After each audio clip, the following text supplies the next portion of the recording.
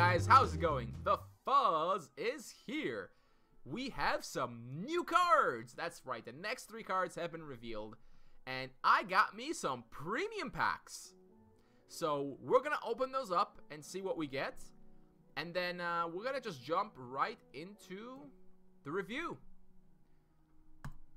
First up. Nope. Nope. Oh. An epic. An elf shaman. Oh shit, that looks pretty good. Ah. I like it.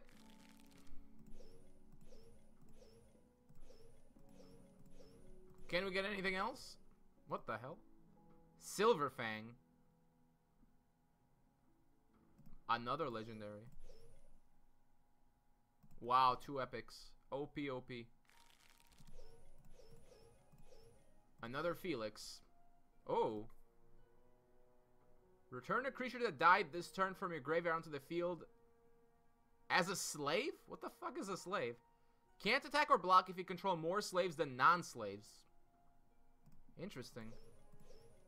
So we're only missing 1 other card, right? That's okay. Oh, we got another one of those. Zierra. Yay. Can we get him? Another Silver Fang. Come on. Give it to me, baby. Another one of those. I don't think we're gonna get it. That's okay, guys. That's okay. We got all the good stuff. Oh well. We didn't get the common, but that's okay. I secretly had a copy of it already. Just joking. Anyways, let's get going. Here we are. We're gonna start with the guy we didn't get. Slave Gladiator. So here we have a new mechanic, Slave. Can't attack or block if you control more slaves than non-slaves. Okay. So if you only have this guy on the board, you can't attack. So it costs 0 mana, which is kind of funny. It's basically a 0 mana golem that costs... Yeah, it's a 0 mana golem. So that seems pretty good. The kicker, of course, is that you can't just throw out a bunch of these, right? So the slave mechanic seems very interesting. If, you know, they're obviously going to add more of those slave cards, and it looks like they might be creatures with, like, bigger stats, but they have this drawback where they can't attack or block if you have too many slaves. So you can't just stack your deck with slaves and, like, beat their face in. You can have some slaves, but not too many. So that's really cool. I like the idea of slave, and this is just a taste of it. And we can already see it's a 1 mana discounted golem. That could be really good. We saw the Baseborn Recruit in that Dominion slot. Now this is another early game card they can try. So can Dominion try this super aggressive, probably implant deck with these 2 new cards? Well, I intend to find out. But this guy definitely very useful. You can play him on turn 2 for 0 mana. So if you could play an Aristocrat on turn 1, go up an aspect, play this, and another Aristocrat. That's actually kind of scary. That's definitely a little bit scary. So I think if it's going to fit anywhere, it's going to be in that aggressive Dominion deck along with Baseborn. We'll have to see just how good that is. It will be one of the decks I will try out, and we'll see how good that is. As for Masters, unless that deck suddenly becomes, like, really good, I don't expect to see this card yet. As for Trials, it's probably alright. It's a decent early game drop, which is nice. That's definitely nice to get. Just like a golem is useful to throw out early game, just to get something on the board. And the Slave Gladiator is just a better golem, because you're not gonna draft that many of them. So yeah, I think it's just fine in Trials. Moving on, we've got Silver Fang. Now this is a special card because it's a card by itself, but this gets summoned by the other guy. So let's go over him really fast. It's basically an elf warrior, if you look at it. 2 mana, 1 aspect, 3 speed, 2/2. It's an elf warrior. But it is deadly against creatures of evil. That is to say, rage, corruption, and dominion. Interesting, right? So you could think of it as actually as a better elf warrior that isn't an elf. And it's also legendary. And that'll be important in a little bit. Looks decent. It's able to kill things like Karthus, Blood-Seeking Mutant, Dragon. Well, it's probably never going to fight a dragon. Maybe Dread Knight, Hydra, Zera. It's quite a lot of things you could hunt down. So as a creature, it's actually quite decent, I think. But is it because this gets summoned for free by the other guy, I'm not sure if it's actually playable. But maybe. Could Hate Bears use this? Maybe. In Trials, it's probably pretty good.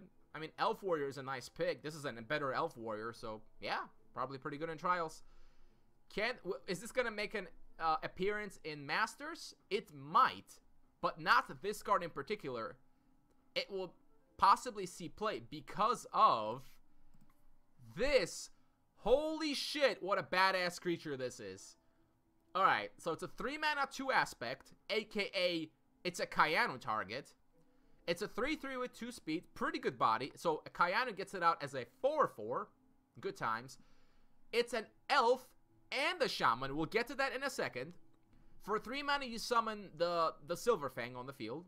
That's pretty nice. It's a bit expensive, but hey, if you Kayanu him out, you can then immediately summon Silver Fang the next turn. So even if you just play Wolf Tongue and you summon Silver Fang, even though it costs 6 mana, you're getting some decent board control.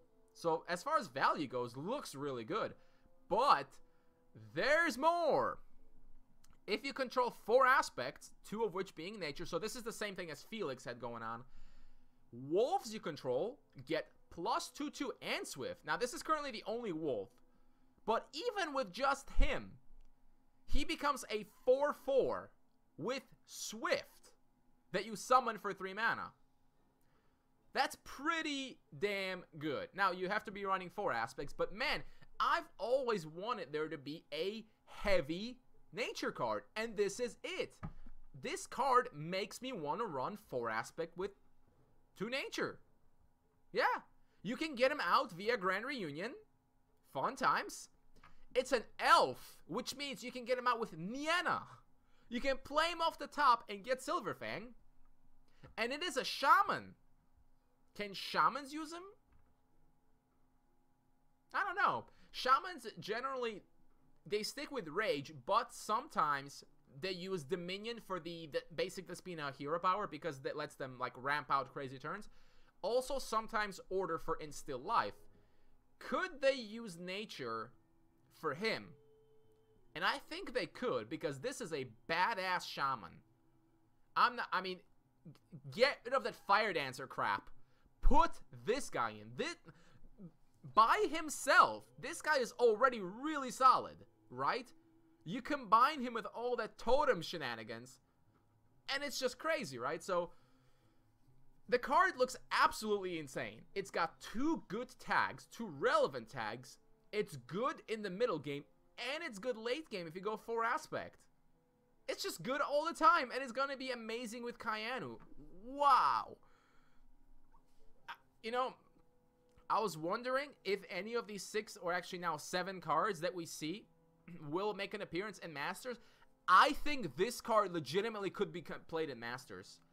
I don't know if Hate Bears would play him, but I might be willing to try out like Shamans or something, or just like a late game nature deck just with him. And that might work because he's that damn good. I don't know what else to say about him. It's a great card. In Trials, this guy's going to be absolutely redonkulous, by the way. So, yeah. If you see this in Trials, you're a lucky man. Or woman. We have one last card. Eternal Servitude. 2 mana, 2 aspect, both corruption. It is a curse. Return a creature that died this turn from a graveyard onto the field under your control as a slave. We remember what slave means. It means it can't attack or block, but that's mostly going to be irrelevant because if you're playing corruption, you're not going to have any slaves. Yet. We don't know. They might get some slaves. And then you attach this thing to it. If this leaves the field, the creature also leaves the field. So this is basically advanced Nephiros the hero power in card form. I like it. I like the idea. You can easily make use of this for just 2 mana. Bring back something that you killed. Bring back a library guards that you killed. Bring back a mesmerizing spear that you killed. Even that's pretty good. So I think this card could make its way into like a mono corruption zombie deck. It gives them potentially a powerful play for just 2 mana, being able to use that Nephara's hero power. It's basically free card advantage. In a way, depending on what you get. If you get something like a library guards, it's really good. Now, you lose the creature if you lose this. But that's mostly going to be from like a unicorn. So hate bears and Ray of Righteousness. But Ray of Righteousness could probably just kill the creature you brought back anyway. So I wouldn't worry about that much anyway. So I like the card. I think it's quite good. I don't think it'll see play in Masters because Mono Corruption is not very popular among the top players right now. Unless somebody's brave and decides to try it out. Could happen. Could happen. Anyways, I like the card. Also, in Trials, this should be quite good. But only if you're running mostly Corruption. Like, probably like a double Corruption with something else. Then it's like you get an extra hero power. And you can bring back some nasty stuff. Obviously, very powerful synergy with Sanctum of the Void.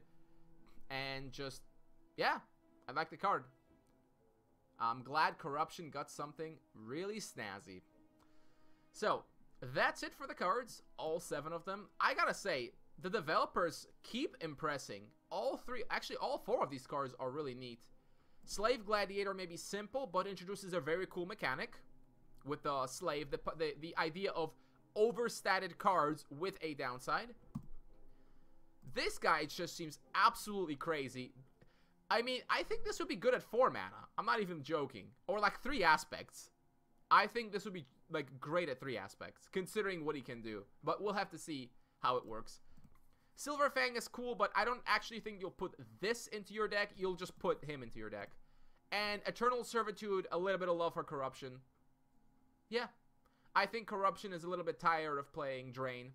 They'd like to play something else. And this is basically like a Reanimate for 2 mana. Well, you have to kill that thing this turn. But I still like it. I think it's pretty awesome. So, well done, developers. Once again, you've brought us some really cool cards. And I'm looking forward to trying them out. It's going to be fun. And we have, and already from just these 7 cards, I'm seeing possibilities. And we have 113 more cards. 113 more cards. It's just mind-boggling.